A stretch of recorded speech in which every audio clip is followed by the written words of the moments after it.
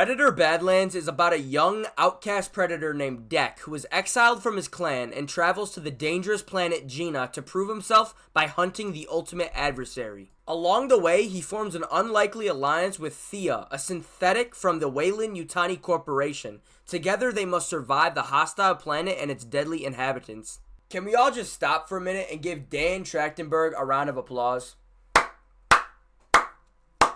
He is single-handedly reviving the Predator franchise. Although I have not seen Predator Killer of Killers, but I've heard really good things about it, so I know what I'm going to watch next when I'm bored. Anyways, let's get into what y'all came here for. Predator Badlands. I don't even know where to begin with this film. It is a roller coaster.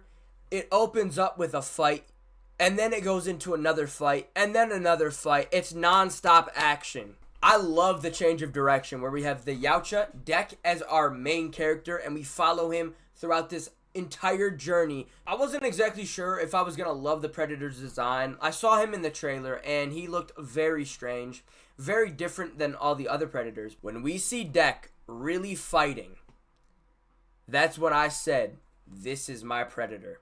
All those people say, this is my Superman, this is my Batman. No, this is my Predator. I love the Yautja species. Watching Dek do literally anything, if that's walk, I was so locked in. Like, I don't know why. I loved watching him do things. I also think if this is your first Predator movie, that is perfectly fine. You don't have to go watch the other ones, although I highly suggest it.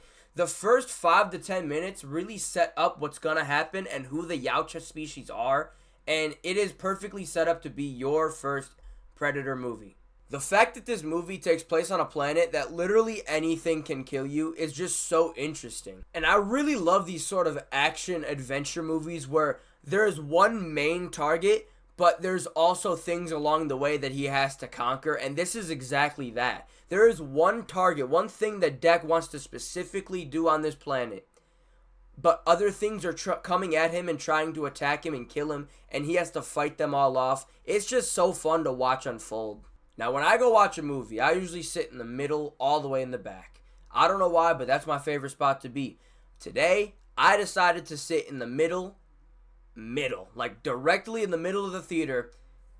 I'm sitting there forever from now on.